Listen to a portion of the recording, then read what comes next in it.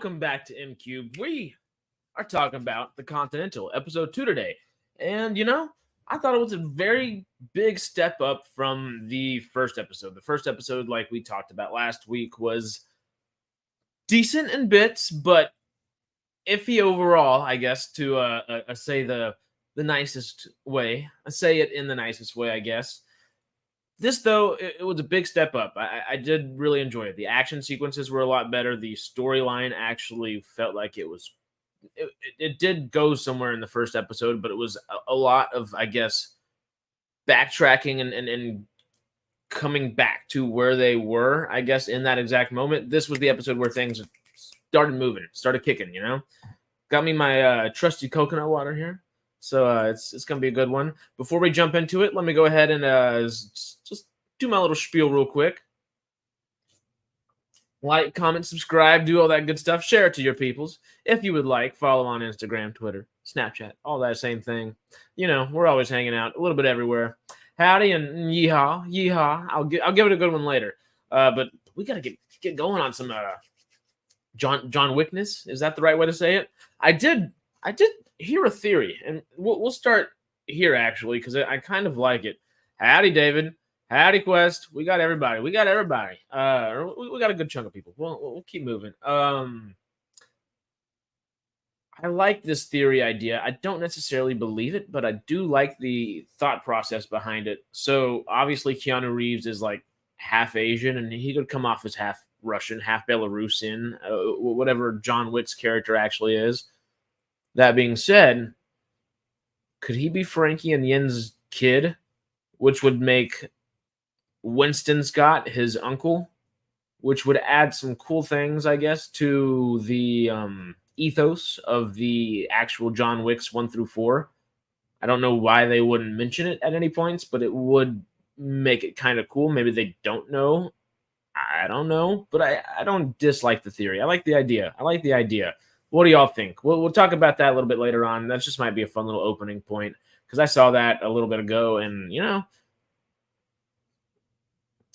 it ain't too shabby. But all right. Let's talk this thing. Frankie, Yin, their backstory. That's interesting. I like that Frankie just is this kind of disgruntled Vietnam vet. Not vet. He's an active person, I guess, in this active military member in this backstory. Just hanging out at the bar, not talking to anybody. Doesn't really have a whole bunch of friends or anything. But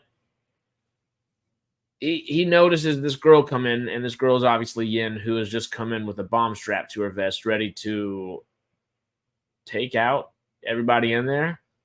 And the bomb doesn't go off, and I guess they hit it off, and I don't know exactly what happens. I'm assuming we'll get more information on that, maybe or maybe not, and that's just what we'll get. I wouldn't mind that being it because it kind of leaves things up to the imagination. I don't know. What did y'all think about that? I thought it was necessary. I don't know why they didn't include that in the first episode. I really did like the way it paced with this episode. The pacing in this episode was also significantly better than that first episode. I think the pacing really did hurt that first episode a lot. It was kind of jarring, not jarring at times, that's not the right term. It was just not succinct in the way that you'd like it to be. I did like the opening sequence, but it wasn't as strong as I think a lot of people are making it out to be. It was dark and confusing and not necessarily boring, but it was kind of the same way that John Wick 4 scene with the staircase kind of happened in a way, I thought, in the sense like, all right, we get it. Let's keep moving. And that was just an odd opening. But yeah, I do like the action sequences in that, and some in the first episode. This episode hit much harder in that degree, and I was very happy for it. What was y'all's favorite fight from this episode? Because there were a couple good ones. I think my favorite would probably be, you thought the first episode was more action, but the second one was more story from my point of view. I agree, but I think the action in the second was significantly better than the first, if that makes sense,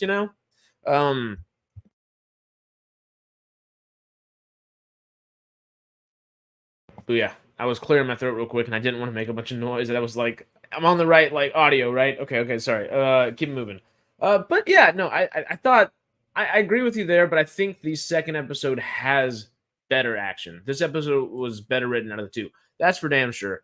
What was y'all's favorites? What's y'all's favorite fight overall so far, and what is y'all's favorite fight from the second episode? My think favorite from the second episode, at least, I think would probably be my favorite overall as well, and that's Lou. I think her fighting in her karate stuff in that truck bed was really cool. I thought it was well choreographed. I thought it was well shot. It was interesting from a cinematic point of view, and it was interesting from a fight choreography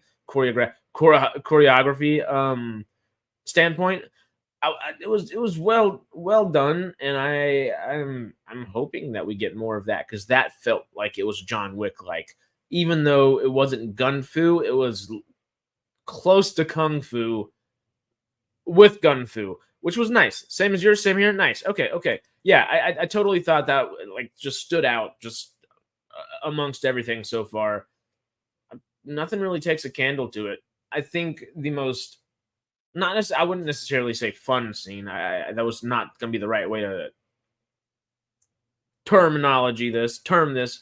Whatever. Grammar's not my thing today. I was going to say Cormac's beating the cellist over the head. That's not like a fight scene. That's a brutal scene, and it's a really good scene, and it gives you a lot into the character of Cormac O'Connor and Mel Gibson playing him, which I think kind of works really well because Mel Gibson's known for being just a little cuckoo for Cocoa Puffs every now and then, and it is kind of in a religious sense occasionally. So him being like a religious person that was talking to, Caron even thought he was talking to him, and he was totally just talking to the Jesus statue over there. And I don't know, that felt very Mel Gibson, but it also was like, it didn't take me out of the episode at all. I was like, okay, this is kind of fitting, and I can see why they asked Mel Gibson to play this role.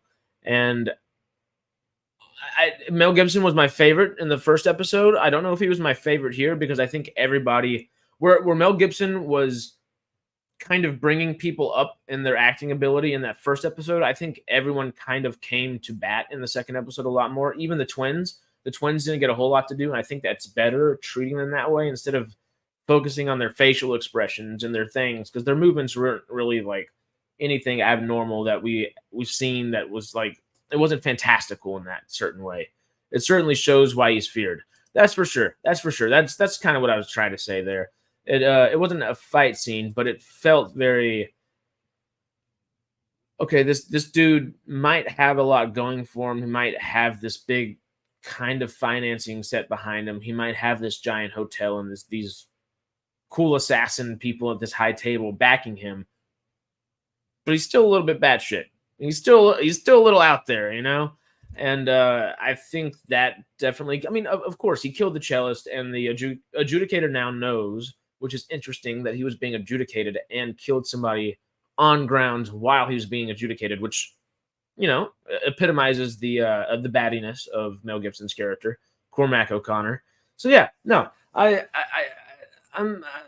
think it really epitomizes how he's going to be in this next episode. I don't think he's going to last. Obviously, he may, but I don't think so. I think this is going to be how Winston obviously gets in control of the Continental.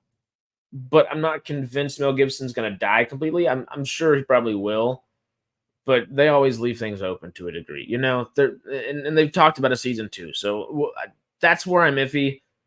I would hope they kill him off and let him do something really cool in the third episode, but I'm not positive. Can't believe the bloke from Mayans is a sniper in the show. Oh, Mayans and Sons of Anarchy. I can't remember the actor's name off the top of my head. Great actor, but he's the guy that plays Potter and Sons and Mayans. Ooh, Potter's such a mischievously terrible, great character.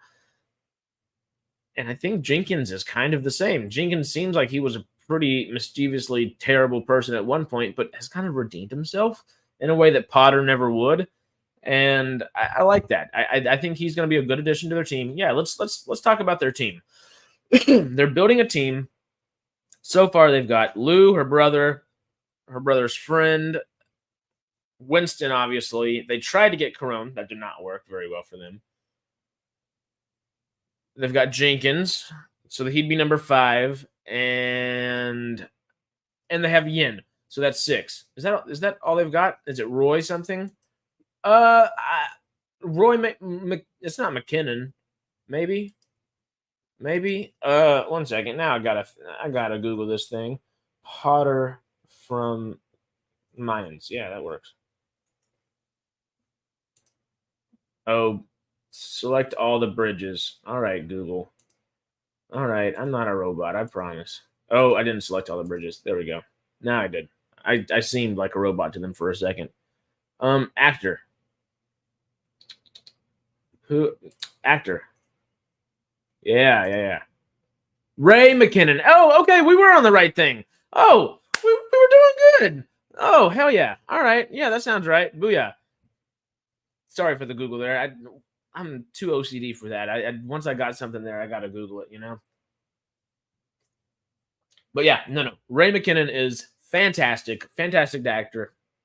And I think he's doing really well with what he's given here. It's not like it's in his wheelhouse, but it is something that he can kind of sink his teeth into in a different way. I like the pouring of the wine into the different plants. I like that he is one of those snipers that kind of needs glasses now. It kind of reminds me of Dolph Lundgren in Expendables 4, which is Continental. Even episode 1 that wasn't great is still better than Expendables 4 for damn sure. But that's just the most recent thing where I saw a sniper that's kind of aging to a degree and needs those glasses, or oh shit, let me take another shot real quick, that's fun to see. I like that dynamic. He's the elder of the group, but not necessarily. They're all well seasoned. He's probably still the most well seasoned out of all of them, but everybody's so well seasoned that he's not like standing over, and he's not like the guy that they go to for advice per se, even though it probably wouldn't be a bad idea if they asked his advice more often. But it's Ray McKinnon playing a character, so it's going to be snarky and quippy in a sense, and I really do like that from that character. Yeah, I don't know if this team's going to be good enough to do it. I think they need to recruit more people. They did recruit what is the character that was under Charlie's basement in his trailer with this kid? I can't remember that character's name. But he was good, and I did like the twins in that scene, tearing apart the entire trailer, going around and doing all that kind of stuff, searching for clues, searching for anything about where Winston or Frankie or Yin, not Frankie, but Yin or Winston might be. That was more in their wheelhouse as characters, I thought, than cracking their neck and doing some funny movements. I'm like, okay, this isn't some creepy little horror movie. Like, let's get to business, It's like the mob. A Don cannot become a Don by killing one. Yeah. That makes sense. Yeah, he's in a high position for a reason. I just saw that. I think the high table will deal with him in the end, as we know what happens to Winston. Do you think the high table? Okay. Let's talk about this real quick. Do y'all think that the high table will get the final kill on Cormac, or do you think Winston will? Do you think because either way is very pivotal, I guess, in story beat wise? Like, is Winston going to take over the Continental while it's being adjudicated? Kind of bring a little semblance of sanity back to the place, and that leads the high table to say, hey, you are in charge now. Here are the keys to the kingdom. You were raised here. You know this place almost as good as Cormac. Like, go for it. It's up to you now. Or does the high table come in and take Cormac out, and Winston is either there or is about to get there and shows up in force kind of deal, and they're like, oh, well, this guy's got the best guns and stuff to run this specific business at the moment. We're going to give it to him, and he also knows the place. Was Cormac's sort of successor. Carone, help him out. Where does Carone also fit into everything? He seems like he would be poised to be Cormac O'Connor's successor the best. But obviously he's in such a weird predicament and situation where it's like it's not indentured servitude, but it's very close to indentured servitude, aka modern slavery. But it's it's it's it's funky because obviously he respects his position and enjoys what he does to a degree. Obviously, I think that's kind of going to change after Cormac was like, "Oh, he almost stole something from me. What did he steal? You." And that was a very very well acted scene on both their parts. The guy that plays young Corone is money. He's doing damn good. Especially, I mean, like I said from the last episode, I do think Mel Gibson is probably your is not probably obviously your big actor on this set. And every scene that people are in with him, they are elevated to his degree of acting capability, I think, which is what you like on set. But I think episode 2, everybody kind of had already been raised to that degree, and by that point they were rolling. Just kind of how it feels, I guess. Corone, the guy was acting. That was good. That was good. If it was that type of show all the way through, all the time, that level of acting, there would be Emmy nominations for this. I'm not convinced it won't get any, but I'm not convinced it will either. We'll see after episode 3, obviously. But episode 1, I think, really hurts its chances. If episode 1 was acted in a way that this one was, ooh, they'd be running and swimming in Emmys. I'll be all the above. Is the high table that woman with the mask? Yes. She's an adjudicator that works for the high table, which Katie McGrath, I think, is that actress's name. She's from a bunch of different things. Merlin, Supergirl. Yeah. I almost said Superwoman. I was like, that's not right. And she's been in a few other things, but she played, I think, Lena Luthor in Supergirl, and she was one of the upsides of that show as well before I stopped watching all of the CW. She works for them, and she is kind of like obviously they have everyone that works for them as an enforcer in a way, but I think of her more as like not even like a colonel in a military or something like that, or like a general in she'd be more of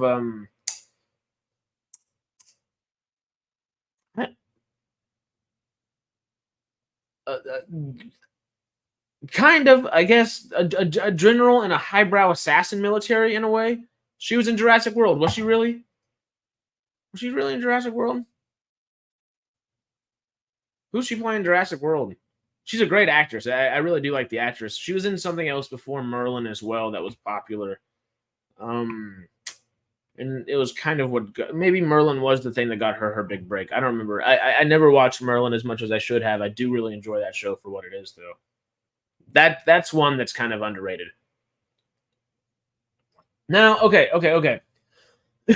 let's keep diving. We've talked about Frankie and the backstory with Yin. We've talked about Jenkins. We've talked about Cormac O'Connor being adjudicated by Katie McGrath. We could talk a little bit about. Oh God, I can't even get English out right now. We could talk a little bit about her creepy mask and that scaring Cormac. That was a fun scene because it felt like Katie McGrath was actually kind of. It wasn't necessarily her acting was one upping Mel Gibson, but Mel Gibson was playing the terrified, like, okay, this is actually creeping me to my core kind of part of that very well, and also like silly to a degree, but not so silly that it took you out of it in a way. You know what I'm saying? Kind of. I did enjoy that a lot. She was in Jurassic World, babysitter looking after the 2 kids. No way, really? Oh well, she doesn't last long. She's a great actress. Probably deserved a better role in that, but she does not. She does not have a very large role in that world. I think Winston will stand over Cormac with a gun to his head. Katie McGrath, the adjudicator, will stop him. And as Winston has befriended certain people, that gets him the position. I like that theory a lot, actually. That makes a lot of sense. Winston might get there and just about to kill like Cormac, and maybe, I guess, but you know that my thought process there goes: would he be doing that because he maybe she stops him and says, "Hey, if you kill on continental grounds, we'll have to kill you," kind of deal. And if you don't, maybe this position opens up and let us deal with it, kind of deal. But if he would have already been killing on continental grounds to get to Cormac, doesn't that negate that to a degree, or does it kind of make it okay because it's not like important characters per se, and we can kind of just look over that? I don't know. I don't know what happens, but I do like that. I think that's definitely one of the more possible possibilities and probabilities of what could happen in the next episode. I'm intrigued. I'm intrigued. Um, did y'all like killing on continental grounds only applies to members? Does it not?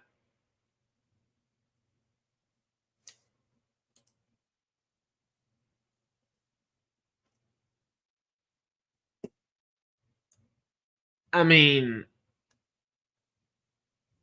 technically, but yeah, I guess. But I mean, then if you're just killing normally, wouldn't it just be like against the normal law? I don't know the fine line of where that lies, honestly. That's a great question though. Killing on continental grounds only applies to members. I'm trying to. I don't know if we can find that fine line. I do like where your head's at though. I really do. Yeah, I don't know. That's gonna like, this throwing me for a whirl. I'm thinking about it though. Uh, I mean, it's not that big of a deal. People are gonna kill people there one way or another, but I'm trying to justify it one way or another within the rules that they've given us in John Wick and in the world of it already. And I kind of can't, because I don't know how actual laws and legality works within the world. Because obviously we're talking assassins, and they don't really care about laws. So if they're yeah, should have linked me into this live. LOL. Yeah, honestly, my brain's not working after that one. I've been kerfuzzled. I've been flabbergasted. My but I'm so pumped for Monarch. That's gonna be fun to do all that stuff. Um, yeah, let's jump back on real quick while we're theorizing and talking about theories and stuff. What do y'all think about Frankie and Yin having a child and that child being John Wick? I know we started the video off with it just to kind of like toss it out there into the world, but now that we've had a little bit of time to simmer on it, what what what are y'all's thoughts there? What are you thinking? Hmm? I'm I I don't dislike the idea, but I kind of wouldn't want that to be the case strictly because it would make Winston his uncle, and I think if that was the case, we have utterly missed a lot of things that could have been said and done in the movies, especially in 3 and 4. 1 and 2, I think it could kind of make sense because they're still very like friendly towards each other in like a stronger bond kind of way. It does work for you. See, it works for me in 1 and 2, like the first two John Wick movies, because they have a very strong bond, and it's in like but it's not so much together that they're not so much together where it how am I'm not saying this very well. I'm trying to put this together. So for those coming back real quick, we're trying to decipher, is Frankie and Yin's child John Wick, and does that make sense, and does it work for you? Yay or nay? For me, I'm iffy on it. Like, you've only seen John Wick films 1 and 2. Okay, well then that makes sense. That makes total sense. I think that really works in those two films, but in the third and fourth film, I don't necessarily want to give you a spoiler, but we kind of are talking spoilers all over the place. In the third and fourth film, the third film particularly, there's the way it ends. I don't know if that makes sense without saying like uncle, like you without claiming that familial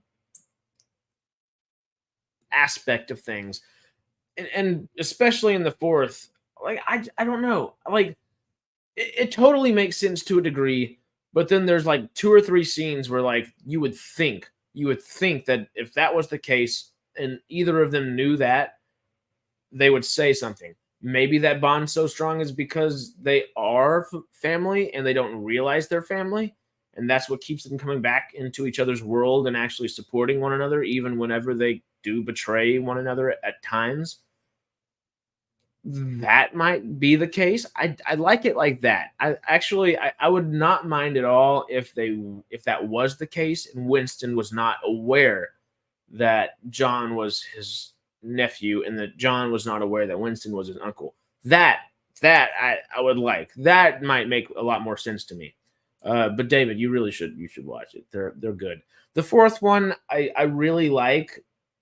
The third one, I know a lot of people don't like it because it expands the John Wick world in a lot of different ways, in ways that we weren't necessarily expecting as well. But I do like it a lot because of that, and I like the way they tackled it. The fourth one does the same. It's just a lot. And I think the fourth one might be my least favorite or second least favorite, just depending on the day. It's usually the second one is my least favorite, just because it's just not as strong. It's a lot of fun as an action film, but it's not as strong story. It actually is really strong story wise. It's just it's not as memorable, I guess. At the end of the day, it doesn't hold my attention like the others do. Where the fourth is just a lot, you know. But it is good. I see why a lot of people didn't enjoy it nearly as much as the first 2 or 3. But I still has its merits. It's very well acted, very well put together. It's a hell of a lot of fun, but it's also like highbrow in its own way. And then it is also like body dropping off of buildings and falling downstairs kind of stuff at the same time. It's interesting. It's an amalgamation of things. And I think that is both for the better and the worst. I feel like it could have been put into 2 movies, but also it should not have been like a Mission Impossible Part 1, Part 2 kind of deal. Monologue over. Sorry, I was just trying to catch up with chats real quick. I originally thought they were John's parents, but John's already born in the USSR at this point, so can't be. Well, maybe they had a kid in Vietnam and sent them off. Maybe the kid was taken, or maybe Frankie was already in the world of everything, and maybe he owed a blood thing to somebody in the USSR, in Belarus, or yeah, because John's Belarusian technically, I think. So maybe there are ways they could do it, but it would be a little bit of a reach. Okay, real quick. I have an idea, but I'm going to finish the comments real quick. I think John was taken and raised by Winston. There's a familial bond between them. I could see that. I don't necessarily love it. Well, no. John was raised in Russia. He wasn't raised in the U.S. though, was he? I don't know. I know I should, but from the trailers, they look too far-fetched and over the top. They're much more over the top, but they're not over the fourth one's over the top in a way that doesn't necessarily make sense at times. But the third one is still grounded in a lot of ways. It is badass and it's kind of all over the place and it is grandiose, but I wouldn't necessarily say fully over the top. It's over the top to a degree, that's for sure, but it's not like fully over the top where the fourth one is. Oh, whoa, we're doing this. But it is still fun and it feels John Wick. It feels very John Wick, which is very fun about it. It just loses some of that. Okay, like a human being's not falling off a freaking building or 4 different buildings and surviving, going down. Like it's just, it becomes unfeasible at a certain degree, but it's still a lot of fun. It's just not as grounded in reality like the first 2 and 3-ish are, if that makes sense. Don't worry about trailers. Trailers take it out of context most of the time. Yeah, I agree there. I agree. Okay, so with John, yeah, no. Okay. So John already would be born. That is very true. So that does take things out of it. So John would be somewhere. He's definitely already born because you know who we saw in this episode, right? Whenever Winston and the Bowery Queen, which we need to get back to the Bowery Queen and start talking about her a little bit as well. We saw the Bowery King. He's in the background of that little meeting on top of the roof. That same roof we see him get sliced and diced at later on. They're there. He's in the back holding a pigeon, just doing his thing. And we get young Lawrence Fishburne, technically, because he's the Bowery King. But we get young Bowery King, which is pretty cool. Pretty cool. I like that. That makes sense and was included as well. I wouldn't like it just included for inclusion's sake. The only other way it would make sense would be if the Bowery King was the guy that helped lead them into the door or something like that. But I like that he's in the background. He's the one that whispers in her ear. Yeah, I think so. I'm pretty sure. I just thought that was a nice little touch. It was the same roof. It makes sense. This is all the same place. The Continental's the same place. We were on its rooftop as well this episode. It was very familiar in a lot of the senses like that. It felt very John Wick. It felt like, okay, we've been here before. We know what's going on. The only thing that is killing me about this series, my biggest gripe with the series is they're trying to make it feel like it's the 1940s, really, and it's the 1970s. Do y'all get that feel? It feels like they're trying to go super vintage with the way they filmed it, the way the production was set up, the design of it all, the music, the tonality of it. It all feels very 1940s, like noir-esque instead of 1970s. And you can have 1970s noir, but it feels like 1940s, and it's taking me out of it to a degree. I think this episode did it a little bit better, but there were inherent moments I was like, damn, the 70s wasn't that long ago, shoot. I mean, yeah, it's a different world, but not that long ago. Come on now. I guess their clothing doesn't feel 1970s. The music really doesn't feel 1970s to me.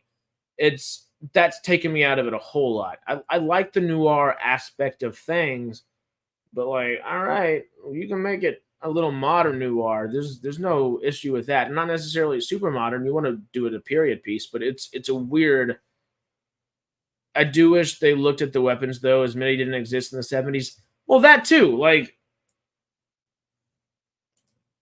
It's by all technicalities, this is a period piece, and I would have liked it to have been treated like one, and I think that would have also been something along with a stronger episode 1 that would have made this thing much more applicable to be swimming or running or diving in Emmys, because it would have been getting Emmys like out of the wazoo, man. If they would have treated this like a period piece, I think it would have been easier for those actors in that first episode to kind of get things together and come together as a cast a bit more to feel a little less weird in that pacing. And I don't think it's the cast's fault necessarily, but the editor has to put something together. And if things aren't together on set by that point in time, they're working with what they got. And I feel like that's what we got as an audience. Episode 2 obviously was much better in that degree, and we've talked about that. And I think that's because of time. Time's a simple thing, and the one thing to help time on a film set is to make it feel like you are in that time. If you haven't had that much time to work as a crew around you, having a cool set, having something to easily hop into something mentally as an actor helped immensely. You're right, Quest. Trailers do take it out of context to the point where I thought they were going to change John's name to Neo. Well, that's the Matrix 4 trailer there. I still haven't seen that one, honestly. Matrix I can't even speak.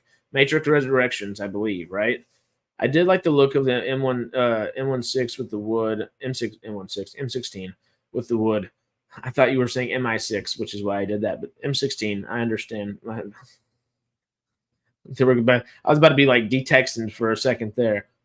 Don't worry, I got you. Look great, but heavy at the same time, which is partly why they used plastic on the M16 in the 60s. All right, okay, that makes sense. But yeah, Bowery Queen. That's what we were going to talk about. Bowery Queen. What y'all think about her? I like that she's based off of an actual character, not an actual character, an actual human being. The what's the actual lady's name? This lady that was like an advocate for homelessness in the 1940s, which is also like it feels like 1940s stuff. Is I think some of that is a lot of these characters are based off of 1940s real life people, or it feels like they are, and it's just funky. It feels like we're in the Great Gatsby half the time, and that's like okay in the Continental, but elsewhere in the world, it's like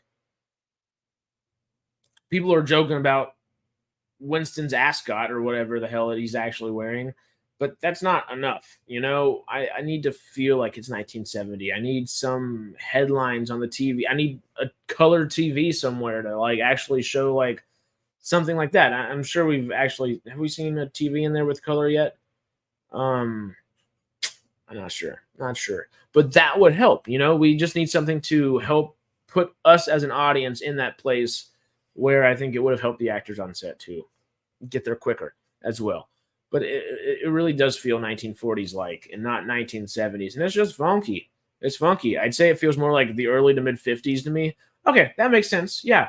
Just it doesn't feel 70s like. If I'm glad you're with me on that aspect, just because it just obviously I wasn't born or alive in the 70s, but I've read a lot of books, read a lot of newspaper articles, not necessarily newspaper articles, but articles about the 70s, seen a lot of things about the 70s. Like, nothing from what I know about the 70s I would put in the Continental. I mean, or I would take out of the Continental and say it fit there, if that makes sense. Where 40s, 50s, it makes sense, I agree with you there. They could show some Tommy guns. Like literally at any second, I would not be surprised if the cop popped out with some Tommy guns just shooting, Okay, that's something I forgot to write down about. We can go back to the Bowery Queen because I remember that, but I forgot to write anything down about the cop, the lady cop, the cop. Is he a detective or not a detective? He's the captain, right? So the cop and the detective, their little situation, the relationship is obviously one that we've seen before. It's a nice trope. It works. Decent. I like it. Her looking into the Continental, what do y'all think will happen? Something has to happen by this next episode. Is the captain in on the Continental? Does he understand the things that go on over there? Or is he more, okay, I don't really understand, but I know I have to get away from those things and I should keep her away from those things? Or does he kind of start backing her and is inquisitive himself, and they both kind of try to figure some stuff out, and we have a big shootout at some point between actual police and assassins? Or does she go in too far, he try to help her, or just say screw it, you're in it on your own, and she goes in even further and gets herself caught up in something that would keep her alive and here for a potential season 2? I don't know. What are y'all's thoughts on that? That's the one storyline where I'm not disinterested in it at all, but it's the one that I don't come back and think about, But whenever I'm watching it, it's very interesting. I do really like it whenever it comes onto the screen. But I don't necessarily know what to think about it. It's something that I'm confused about myself. I'm not sure where the characters are at or where they want us to be at as an audience either. Because, usually you can kind of sense where they want you to be as an audience. But I don't know. I don't know where I'm supposed to be there. I think I know where I'm supposed to be with Winston and his crew. I think I know where I'm supposed to be with Corone and Cormac O'Connor. I think I know where I'm supposed to be kind of with every other aspect of this. The adjudicators, maybe not really the high table because they said, you know what, let them keep going. We're not going to take them, but they're always up to something. So I'm kind of like expecting to not be fully aware right there. But I don't know where they're going with the captain and the detective storyline. Is that something that they kind of leave out in the open and that thread dangling for a possible and potential season 2? Is that the case? Is that what we're doing there? I'm really not sure. But where are y'all's heads at there? David said he lived through the 70s, never seen that dark as they're portraying, and I was brought up in a dodgy area of London. And that's London too. London is, I would think, much more foggy, rainy, dark generally than New York would be. New York's pretty rainy and dark too at times, but it's not like as consistent, and they haven't shown a moment without it here. Like, there are sunny days in New York. Like, I'm pretty sure we've seen them all before. Like, why haven't we gotten one here? It's the 1970s. There aren't as many skyscrapers. There aren't as many things taking that away. There aren't distractions. There aren't blocks. There aren't. You know what I mean? I'm confused of why we don't get a little bit of sun in New York, New York, in 1970s. It's beyond me. I'm struggling to comprehend, as I said. Because I really do like the series now. After the first episode, I was hesitant. This episode really, it hooked me. It got me on board. I'm fully on board. I'm pretty sure. I am fully on board. That's my biggest hangup. That's my biggest gripe. That's by far my biggest gripe. I feel that Katie becomes a captain and she learns how important the Continental is for controlling the underworld and works with Winston in the future to maintain the balance.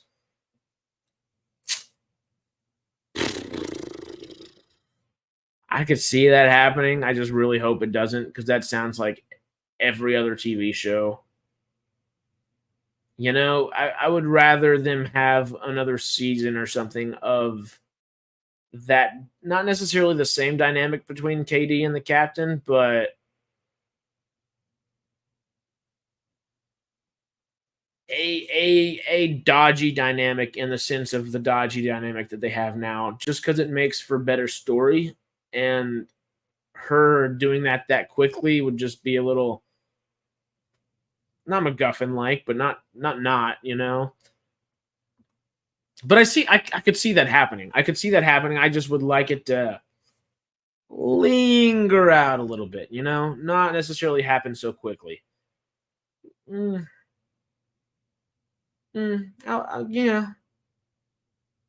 I'm intrigued. So, okay. The last two things we want to talk about. Lou and what's the Chinese kingpin guy's name? The guy that runs Chinatown. I don't remember his character's name. He serves chicken feet. I'm going to call him Chicken Foot because that's one of my favorite Domino's games. Is there ever a period movie or show that doesn't have corrupt cops, especially in New York? No, I don't think so. Cops are... policing can be very helpful and very useful, but also giving that type of power and moral superiority to anybody over a large swath of other people inherently corrupts people. Power corrupts, and giving that superior moral power, quote unquote, to people corrupts people. It doesn't matter who you are, where you are, what time you are, it will forever be. But New York and LA, we get a lot of movies about them, and it's pretty inherent and apparent that they are there. That crooked cops are in both of those towns. Did I say that PC enough? did I sit on the fence there enough right there? Anyway, do you mean Dan Lee, the Orphan Master? Yes. Is that the actual character's name, or is that from a different thing that just was like kind of similar to this character? Because I really don't know. I don't remember the guy's name. I just remember that he served chicken feet. I watched it like 2 or 3 days ago, and I think I'm doing pretty well, but you know, not everything's there. Particularly character names. So I'm glad you said KD earlier, because I just kept calling her detective. So you done helped me. Thank you. What's Lou's brother's name? Because I can't remember that one either. Or even their friend. Like, what the hell? But anyway, so the two things we want to talk about that are left are Lou and her talking to Chinese Kingpin, maybe Dan Lee, the Orphan Master, maybe somebody else, Chickenfoot, aka, and then the Bowery Queen. Let's start with the Bowery Queen because we kind of started hopping into her and the Bowery King and all that kind of stuff. She is based off an actual character from the 1940s, which is where we trailed off and talked about again, where it just doesn't feel like a 1970s show. Anyway, he's the Chinaman with the cigarette machine. Okay, so that is the character's name. Dan Lee, the Orphan Master. Got it. Dan Lee, the Orphan Master. Dan Lee, the Orphan Master. Dan Lee, the Orphan Master. Dan Lee, the Orphan Master. Dan Lee, the Orphan Master. It's there. It is in the memory banks. All right. Is that an acting trick or is that just a memorization trick? Yeah. Or it's just how you get things into my very hard noggin here sometimes. But anyway, Bowery Queen, she's based off of a 1940s character, is Lou's brother in Miles. Yes, there we go. Thank you. Thank you, brother. Thank you. This is very helpful. Very helpful. I should have done that at the beginning. Anyway, Winston is on the roof with the Bowery Queen, and they are discussing what she would want for this army to be given to help fight Cormac O'Connor. I like that the Bowery and the Continental are already kind of at odds with one another. It kind of makes sense for further on when the Bowery King is so willing to help. And obviously, if the Bowery King is still alive, I'm thinking that Winston's fairly successful in the takeover of the Continental. I like the Bowery Queen. I think she's going to help. I like that she doesn't necessarily want to be paid in money, but wants to be paid in love, in the way that she said, I guess. Or it was love, right? I'm not misremembering English. Not my best thing today. Working on it. I like that. I think she's going to help. I like that she is kind of motherly in that way, but also motherly in a stern way.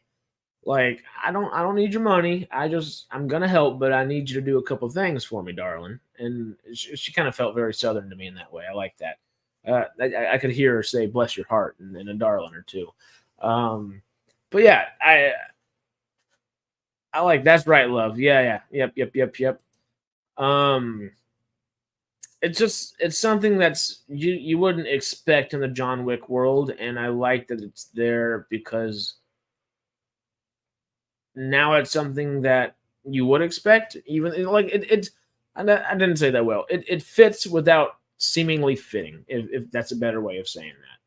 I like that she's there and is like, yeah, you can give me these gold coins. Yeah, you can do whatever. You can throw cash at me, but that's not what I want. I'm gonna help, but I'm gonna help on these conditions, and these are my conditions. She's played by Zainab Jah, right? I am not familiar with the name or the actress, but she did a damn good job in the one episode we've gotten of her so far, and I'm really pumped to see what we get in episode 3. Zainab Jah. I like the name a lot. That's really cool. Jah, Jah is what Rastafarians call their like God. That's their name for God. God, it's Yahweh, but Yahweh, kind of it's correlative. So her last name quite literally translates to God. So that's kind of cool. That's kind of cool. Anyway, the Bowery Queen, I really do like the character. I think she's gonna help. I like. Do you think we're gonna get more from the Bowery King in episode 3? Do we see how they're setting him up? Maybe. Do they have potential for that in a season 2?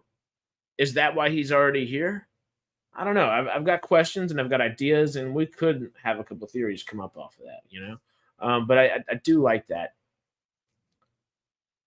The last thing is Lou and Chickenfoot talking. Old Dan Lee, the Orphan Master. I still like Chickenfoot though. That conversation's great. I'm not entirely sure where that's going to lead within this one episode that we have left. But I like that the stakes are risen just that much to a degree. Like their home base isn't even safe because of this dude, and they're being accosted at all fronts. Maybe this guy is going to team up with Cormac O'Connor. I can't see him ending up like teaming up with them against Cormac. So maybe he'll team up with Cormac against them once word gets out on the street that Winston's getting a crew together to fight them. I'm intrigued where it could go. I thought the Rasta King was Bob Marley, LOL. I mean, Rasta King is old Bob man. But yeah, I'm intrigued, very intrigued with it. Because yeah, I don't know where that one's actually kind of along with KD and the captain. I'm not sure where it's gonna go, but they have to do something with it in this episode. I'm just not convinced it's going to be something like huge. Intrigued though, very intrigued. Well, okay. Before I head out of here, before we call it a day, let's say. Sorry, I had to refresh and switch it to my Star Wars channel. Oh, hey, I can never say anything about switching to a Star Wars channel. That's great. Sci-Fi Quest Star Wars. He's all over the place. He's all over the place. I love it. I love it. Anyway. Thinking about this last episode, where do you see a season 2 going? Because if we do get, let's just say that Winston Scott is successful, him and his team, possibly the Bowery Queen, that'll rhyme, that made me happy, are successful in getting the Continental and becoming in charge of it, leading it. You know what I'm trying to say.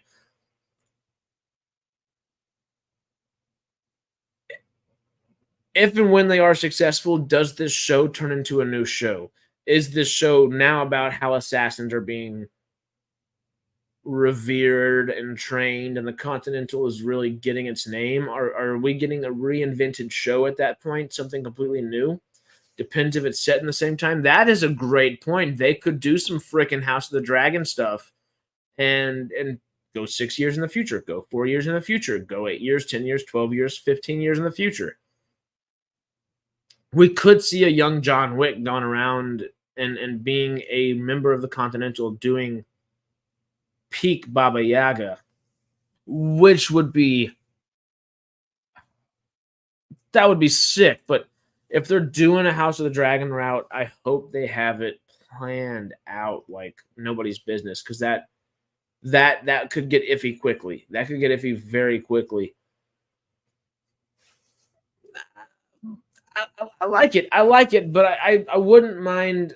Actually, I kind of like that idea more than just going like, oh, what happens the next year? Okay, picking up 3, 4, 5, 6 months later and seeing where everybody's at. I kind of like that. If that would help them with their Emmys, it would kind of keep it. They could keep it a mini series if they do it like that. This would be series 1 of the mini series, but they like John Hamm and Daniel Radcliffe have a really great miniseries. One of my favorites. It's called A Young Doctor's Notebook, and it I think is either 2 or 3 series, and it's 2 or 3 miniseries, and it's the same characters and doing all kinds of stuff. But I mean, it's technically a TV show with just little 3 seasons, but it's done in a much more highbrow kind of way, of course, and they're much more pertinent in making sure it's done in like the quality the miniseries would be.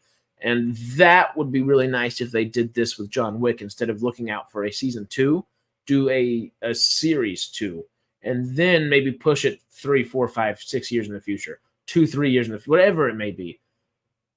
And we get maybe a couple of those, maybe 3 or 4 of those seasons, and that'll catch us up to, we could do like, honestly, it'd be kind of nice to do a decade at a time and have maybe 1980s, 1990s, 2000s, and then maybe like right at the 2010s, right as like John Wick's kind of happening.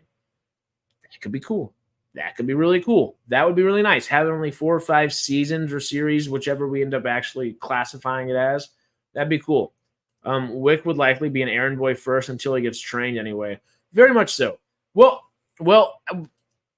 once again, he came from the USSR, so he would be trained by the time he got here. He's already trained to kill. So by the time he got here, would he already be Baba Yaga, or would, at his time at the Continental, after the USSR, create the Baba Yaga?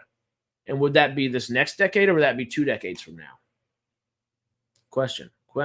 Interesting. I don't know. Because I would think it'd be better for 2 decades from now and let them have that next decade within USSR, right? Right? Maybe next decade and a half, something like that. I'm not entirely sure, but I like the idea of that. I really like that. And then maybe not just 3 episodes, give us like 5 or 6. That could be good. That could be good for a little mini series. Maybe someone else tries to take over the hotel and he has to defend it. Not very exciting, but keeps the show going. That's where I'm worried about it. I don't like the season by season aspect of things. If it's just year by year, because we're going to end up getting that. And it's like the Continental is supposed to be this holy grail of a place that if we're going to see it being taken over by Winston Scott, it shouldn't be invaded until Winston Scott almost loses it in John Wick 3, which is sorry for the spoiler, but that's a very pivotal part of John Wick as a whole, and especially the third movie. And I think that would really lessen its effects if the Continental's been fully tried to be taken over multiple times. I don't know if that fits. Winston could have to demonstrate why he should be the head of the New York Continental. Oh yeah. I just don't know if I want to see a whole season about that, even though it would make sense. Maybe a flashback if they did a House of the Dragon thing and like shot forward in time a little bit. A flashback to that kind of happening would be nice in a way. That'd be kind of cool. Kind of in the same way Frankie and Yin had a flashback to their time in Vietnam. Maybe that, in that sense, done in that kind of way would be nice. Maybe.